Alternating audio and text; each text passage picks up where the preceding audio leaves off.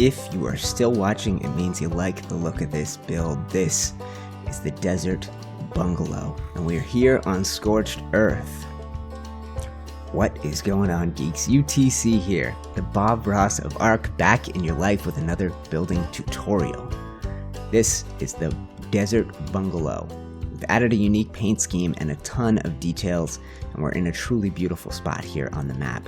So I'm going to give you guys a very quick tour of this thing, and over the course of this building tutorial, you'll have the opportunity to see how I do each step of the build. So on the outside, we have some sitting area, some cooking area, and on the inside here, a bedroom. We have some basic crafting, and we have some unique hidden storage. Guys, sit back and enjoy the Desert Bungalow build guide. So for those of you guys expecting a Building Evolved video today, apologies, I've had issues with my own server and I can't get on there. So we're doing this build in single player, and just an FYI, this is a smaller house, a smaller build, and probably a much shorter build guide than last time. Before we dive into building, geeks, I want to start this thing off with a patron shout out. Thank you to my newest patron, one of my newest patrons, Foes. Welcome to the Geek server. I'm excited to play with you, dude. And thank you to each and every one of my patrons. You guys let me do these build guides. They are time consuming, and I'm able to do what I do best because of you. Thank you.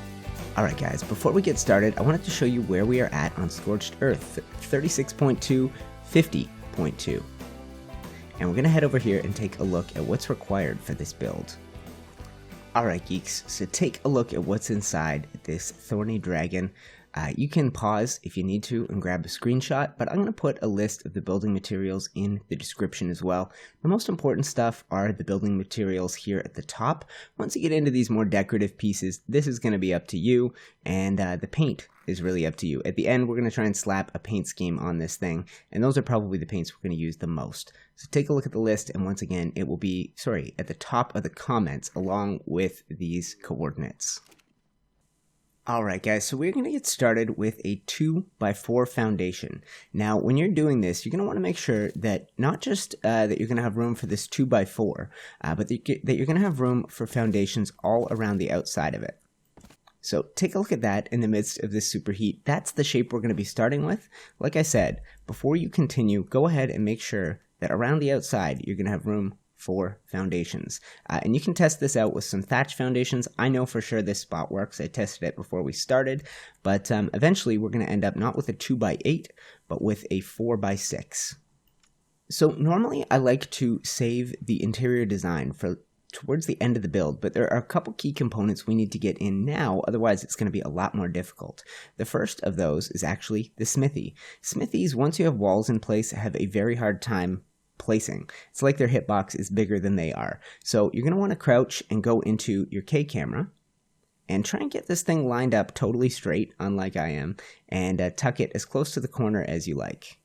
You do not have to go insanely close, guys. So I'm going to go ahead and, place mine right there. And all you want to do once you've got that in place is make sure that there's room for walls on either side and you haven't gotten too close.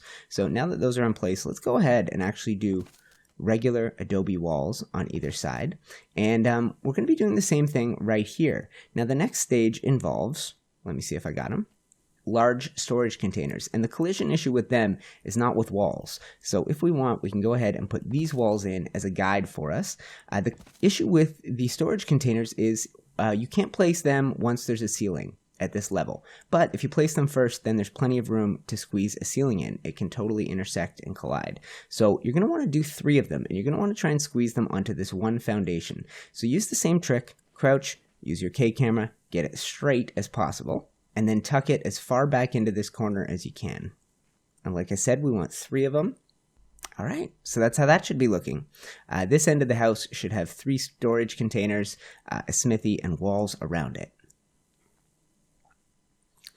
So to test that you've done this right, guys, you want to make sure that there is room for wooden railings. And I have made plenty of room. If you have any trouble, you might need to reposition your large storage containers. And we're actually going to fence in this area. And I can turn on the HUD to show you. But the good news is, with wooden railings, you can actually go in here and still access your storage containers from this side and over here from this side without any issues. So the storage will be completely contained. I like the way that looks, and your build should be looking like this at this stage.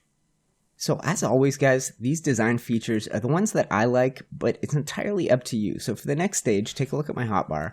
We are going to be using our Adobe walls, door frames, and window frames. So for my design, I went ahead and did the door frames here and here to give you a really good look at this gorgeous waterfall over here. And we're going to actually have two entrances here. I'm going to do one on each end. So I'm going to do a door frame here, and I'm going to do a door frame here. And on either side, we're going to put a window on either side of the door frames, and then we'll close in this last little space here with walls. So walls are entirely up. I'm going to zoom out. This is how you should be looking. And once again, play around with it. Put the door frames, window frames, wherever you want them, and show me your design. If you guys are watching this, you can hit me up on Twitter at UniteTheClans. I'm on Instagram. I'm on Facebook. So there's a way you can share your build pictures with me. Faux show. So for this portion of the build, guys, we're actually going to be adding arches. So I'm going to do one on each end of the house here.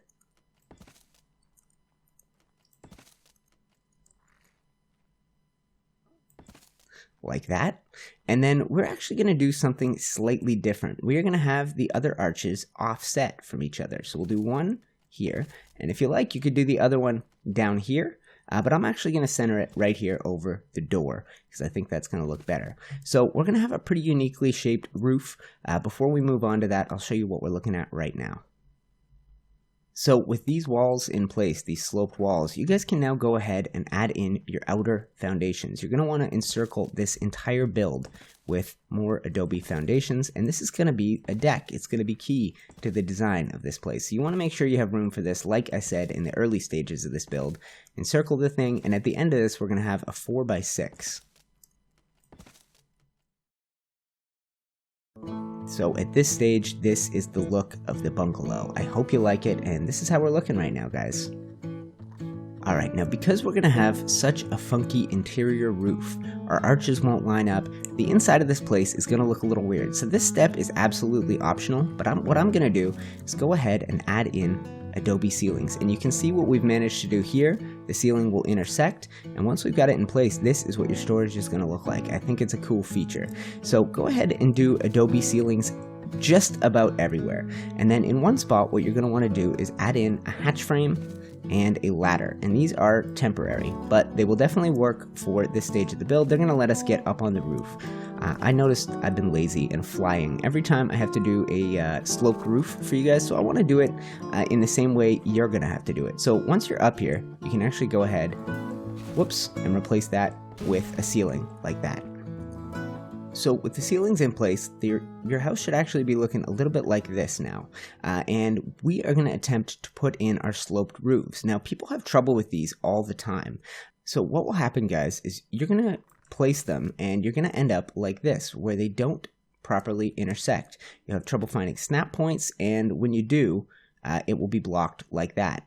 The key to this is to actually move clockwise around the house, and you want to place the one that is on the left from the outside or the right from the inside first. So let's go ahead and break out this ceiling. Alright, so like I said, work yourself left to right. So we're going to put this one in place first, if I can make it work. Like that, and then this one will go in no problem. So work your way around the house now clockwise if you were looking at it, whoops, from above. So this one is wrong. And you'll have trouble with the snap points. Just use your snap point rotation thing. I have some weird keys, so I can't remember exactly what the default is. But once this is in place, you can come down here and work off this end. And the sloped roofs are something I constantly get comments and questions on when I have them intersecting like this on a build, which I do for many of my builds. So keep working around, and whenever you can, left from the outside first and right from the inside. And there we go. So at the end of this process, guys, your roof should look exactly like this. So for the next stage of the build, we're actually going to be adding the roof of our veranda.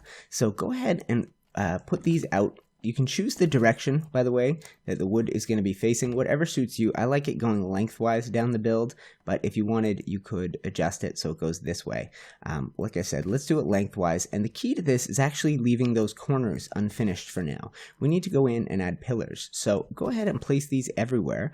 Keep the boards going in the same direction everywhere but the corners, and once you've done that, come back to me.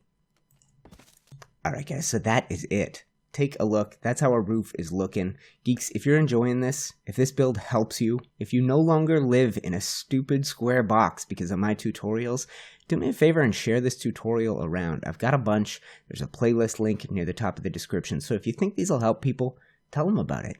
Alright guys, thank you. I'll be right back. Alright geeks, welcome back. So you're going to want to find yourself here on one of the corners of your house, and I'm going to show you how we're going to get the pillars where we want them. If you guys are playing in vanilla, you don't have a whole lot of options for getting a pillar to line up on the corner of your build. You'll see it will go anywhere but there. So what we're going to do is use wooden fence foundations. You're going to need 4 of these, 4 pillars, and 4 more ceilings to finish the build. So go ahead and snap one right there. I've chosen the wooden ones compared to the Adobe because they're almost invisible on an Adobe foundation, and I like it that way. And now that you've done that, you can put a pillar on the corner. That's a key step. If you haven't done the fence foundation, you will never get your pillar there. So you can go ahead and finish it off like that, and do this on the other 3 corners of your house. It should be looking like that. Alright guys, so this is the look of your house at this stage. I think it's coming together really, really well. One final detail, if you happen to have pillars that are hovering off the ground, you can usually, go ahead and snap another one down a little bit lower by trying to find a lower snap point. You'll usually, there, it was right there, like that. And now your pillar will connect all the way with the ground. Right here, I'm good, but I know I have another corner at least where it looks like my pillar is hovering. That one's good, it'll be this back corner. So let's go take a look at that. Yeah, see, the first one was borderline. This one, I want to make sure we manage to find a lower snap point like that. And it'll connect your build, make it look continuous. I think we're looking good, guys. Alright, geeks. So before we move on to the interior design, I wanted to go ahead and show you what I'm doing for doors and windows. I like the look of that wooden door. I think it really ties into the wood we have on the roof. You could, if you're not doing a paint job, you could do any window or leave no window in place. If you are doing a paint job, I think there's a way to make these greenhouse windows look good, and they're the only thing that is actually a window in game. So if you don't mind doing a little paint on this thing, and you could just paint them tan if you want to keep this a vanilla looking build, or an unpainted looking build. But if you are adding color, these look great.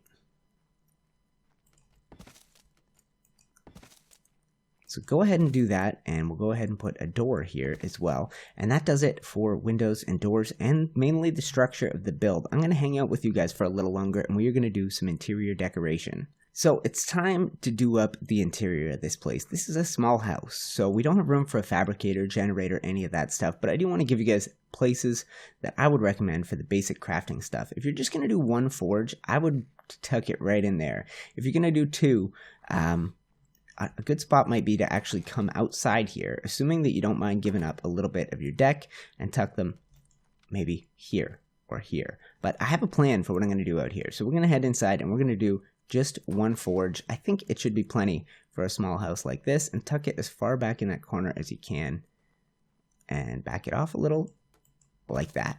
So that's where I'm going to put my forge. I think that looks good. And we'll head back out here to the spot where I was thinking you might want to put a forge, and we're going to make a little chillin' out area. So we're going to do it with wooden chairs, and go ahead and spin one around so it's sort of faced inward a little. We're going to put one of these Scorched Earth vessels in between, and this is more decorative than anything. I'm going to tuck it back a little bit, and we'll go ahead and do another chair right about here. So that's how it's looking, guys. You could also go ahead and add standing torches out here, but for my desert builds, I tend not to light them up like crazy. I think they look best in the day with how cool the map and the lighting here is on Scorched Earth, so I'm going to leave it like that.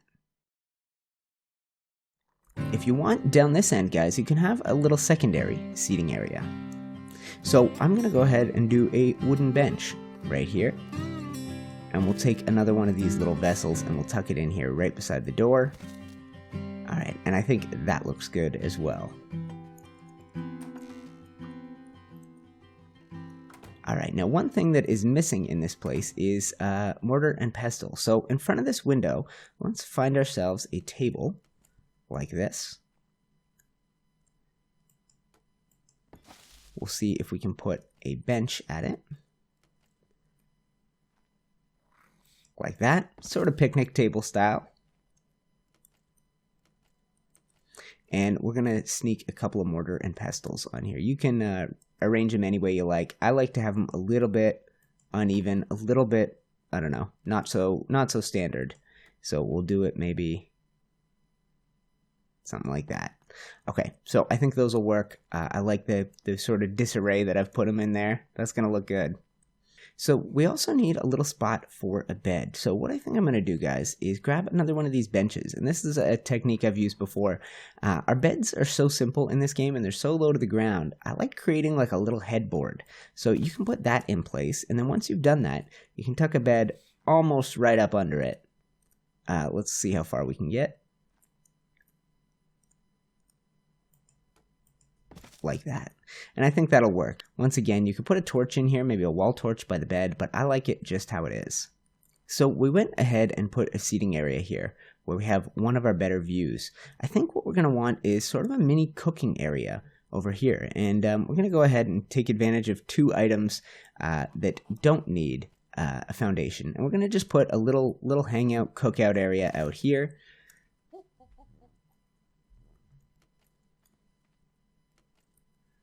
And we'll do a cooking pot. We'll also stash a campfire. This is going to provide some natural light at the end of the day. And I don't think, if I'm not mistaken, you can. Cool. So you can totally put chairs right out here. I am going to put a chair there and maybe another chair right here. And over by this cooking pot, we'll cram in another bench. Okay. So we got a little cooking area. It's totally separate from what we have here. If you wanted to, you could go ahead and add another seating area along here. I'm debating it. You know what I want to do, guys? I want to actually stash a table right here on the outside. And if I have two chairs left, I totally do. We're going to put one on either side. Oh, and how cool. Let's stash a vessel right here in the middle. Boom. Oh, I think that looks all right, don't you? So this is how the build looks with all the design, guys. The last thing I'm going to show you is a cool idea for a paint scheme. So I think this build looks pretty darn good as is. I do want to add a little bit of color. So on your pillars, guys, go ahead and grab a paintbrush. And all we want to do is paint these vertical wood stripes in some forest green. But once again, I would love to see you guys try a paint scheme of your own. And if you do come up with something that's really good, let me know. So region 2, and do that on all your pillars. So we also want to match this vertical green paint, and we want to match it here on the window frames. I believe that's region 3, so go ahead and do that. And on the door frames, I think region 3 as well. No, region 4. Perfect. So for all your door frames, your window frames, go ahead and do that. I'll show you what we're looking at from the inside. It's pretty minimal. Not a whole lot of paint makes it on the inside. It's just the vertical stuff. So go ahead and paint your window frames and door frames. So from the inside, after all your green paint, the place should look like this. Now, the reason that I wanted paint in the first place is I don't like these shiny, silvery greenhouse windows. So on region 2, grab some olive paint. And this is the second part of our paint scheme. And I think these two colors work well together here, especially in Scorched Earth and on the Adobe. So I'm going to make sure I get all my windows. You guys do the same, and I'll be right back.